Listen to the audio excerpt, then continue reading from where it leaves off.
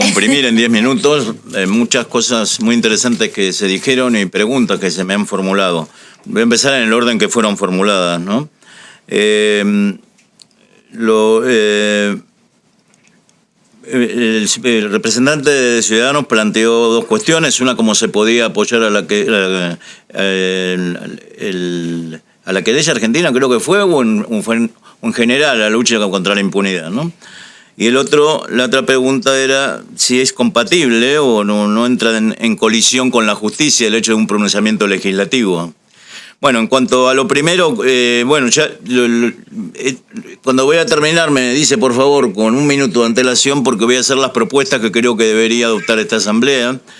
En cuanto a este tema, desde luego, no solamente que no hay incompatibilidad ninguna, y ya adelanto, porque me parece muy importante, porque Argentina vivió un proceso, es notable la similitud que hay entre el proceso argentino y el proceso español, con la diferencia de que en España hubo 40 años de dictadura y lamentablemente 40 años de memoria y de impunidad. Pero son 80 años frente a un periodo de Argentina de impunidad de 15 años nada más. Ahora, ¿qué pasó en esos 15 años? Habían votado por el Parlamento argentino, quiero destacarlo muy claramente, las leyes de punto final de evidencia vida. No eran, como su nombre parecería indicar, que impidieron toda investigación, porque todavía restaba el poder ser investigados algunos que posteriormente fueron indultados. Estas leyes fueron votadas por un 95% aproximadamente de los diputados en el Congreso de Diputados, y lo mismo respecto de los senadores. Se planteaba entonces, los indultos habían sido votados por un presidente, el presidente Carlos Menem, en uso de atribuciones presidenciales. Se decía entonces que esto era irreversible, de que el Parlamento había votado democráticamente estas cuestiones, que esta ley no podía ser revisada. En todo caso, podría ser derogada años después, pero no anulada como lo fue. Lo cierto es que 15 años después, en el caso de Argentina, quiero aclarar que esto fue recurrido. La Corte Suprema de Justicia de la Nación dijo que eran correctas las leyes, que no se oponían ni a la Constitución ni al derecho internacional. Sin embargo, 15 años después empezaron a surgir jueces que se empezaron a cuestionar esta historia, producto, por un lado, del movimiento social tan importante que ha habido en Argentina de derechos humanos, como es conocido, pero aparte también de la solidaridad internacional expresada a través de juicios en el exterior, de los cuales fundamentalmente el juicio de España tiene un lugar absolutamente privilegiado. Por lo que se ha dicho en alguna intervención, detención de Pinochet, juicio y condena a Silingo, llegó un momento en que el presidente electo en Argentina dijo: o los extraditamos o los juzgamos aquí. Y en ese momento, no solamente ese mismo Parlamento que había votado las leyes, votó en contra de las mismas y anuló las mismas. Un Parlamento en una tarea que no es propia de un Parlamento, porque el Parlamento deroga, como saben, pero tan la presión social que anuló estas leyes. La Corte Suprema convalidó la anulación de las leyes y hoy en Argentina hay más de 700 condenados y más de 1000 procesados en juicios que se están haciendo en todo el país. Argentina es un país con muchos problemas, con muchos defectos, pero en esto realmente yo me siento muy orgulloso de mi país. Creo que se ha dado satisfacción a un clamor, una necesidad muy grande, y creo que esto es lo que va a tener que pasar en España en el futuro. Quiero decir entonces que fueron juntos el Parlamento, fue la justicia, no hay contradicción alguna, al contrario, las iniciativas parlamentarias pueden estimular a la justicia, ¿no? De hecho, el Tribunal Supremo en esa sentencia que tanto comentamos y que sería bueno extenderse mucho y no va a haber tiempo, lo que dice en ese momento, bueno, aquí alguien propuso derogar la ley de amnistía, que era el bloque nacionalista gallego, pero solamente consiguieron, no me acuerdo cuántos votos, un número minoritario de votos. Yo supongo que si hoy se votara, los votos serían muchísimos más. Quiero estar, hasta pienso que se podría ganar una votación que planteara, no la derogación de la ley de amnistía. Yo no vengo acá a impugnar la historia de España ni a poner en cuestionamiento cuestiones que no me competen. Lo que yo digo es que no hay ley de amnistía alguna, ley de impunidad que pueda amparar crímenes contra la humanidad. Esta es la cuestión. No, lo que hay que decir aquí es que la ley de amnistía, con los beneficios que tuvo para determinadas personas, no puede amparar crímenes contra la humanidad. Este es un principio rector del derecho internacional. Y el artículo 10.2 de la Constitución española establece que las normas sobre los derechos fundamentales y las libertades públicas se interpretarán de conformidad con la Declaración Universal de los Derechos Humanos y de acuerdo con los tratados firmados por España sobre las mismas materias. Y esto me lleva a entrar un poco en el tema de la ley de amnistía. La ley de amnistía, vuelvo a repetir, ya estoy contestando preguntas que se me formularon desde el grupo parlamentario de Podemos. La ley de amnistía, si España no hubiera firmado ningún tratado internacional,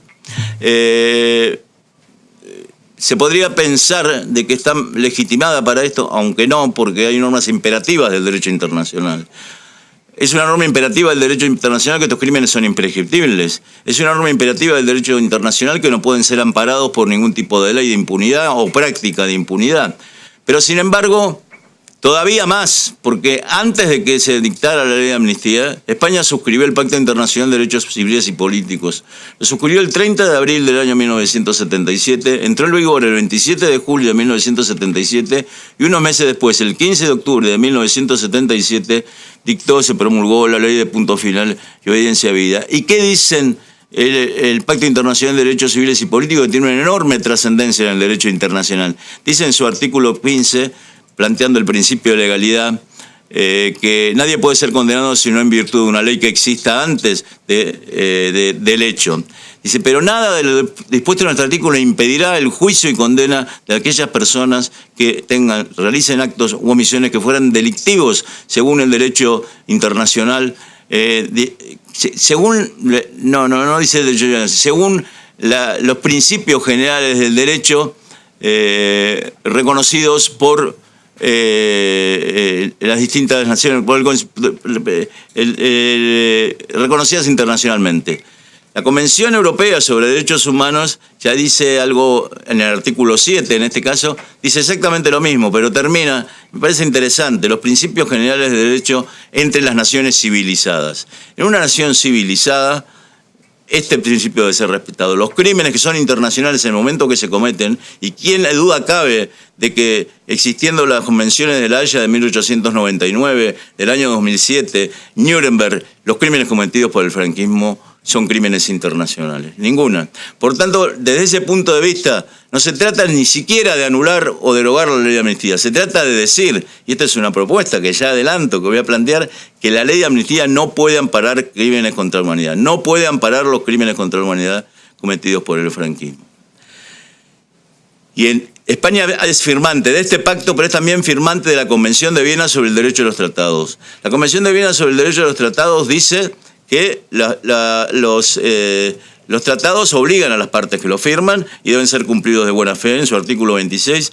Y en su artículo 27 dice que ninguna disposición de derecho interno de un Estado puede oponerse a lo establecido en un tratado internacional. Por tanto, los instrumentos que España tiene firmados, ya no otros, impiden de que de que la ley de amnistía puede ser un obstáculo por esta cuestión o cualquier tipo de práctica de impunidad. A ver si... Yo entre que no escuche... bueno, hay una pregunta del grupo de socialistas sobre los parlamentos. Yo quiero reiterar un poco la importancia que ha tenido en este camino. Por un lado, que muchos ayuntamientos se pronunciaron a favor de la querella argentina, pero también, creo que lo he mencionado, me parece, Parlamento de Andaluz, Parlamento Vasco, Parlamento Catalán. Un minuto.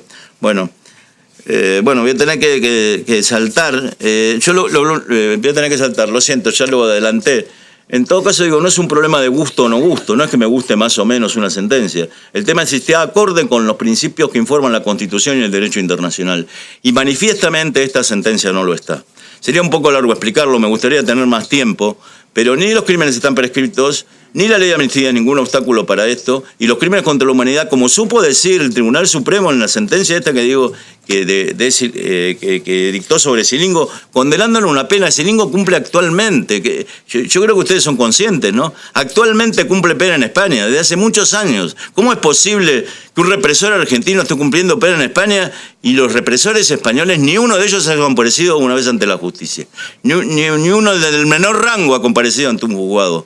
Parecería que es un tema tabú, un tema vedado. Creo que esto no le hace nada bien a la democracia española. Creo que la degrada totalmente.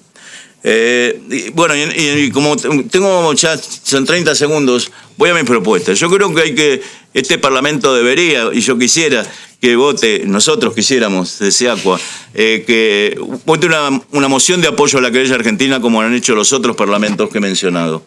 Quisiera que hiciera una condena, ya no al franquismo, que también, sino a la impunidad del franquismo.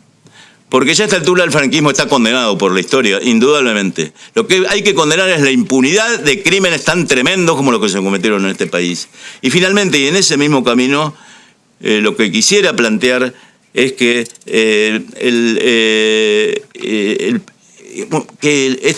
este Parlamento haga un llamamiento a todas las instituciones locales, a todos los ayuntamientos de Madrid, para que en amparo de las víctimas en los distintos lugares interpongan querellas criminales respecto de los crímenes cometidos en cada uno de los lugares.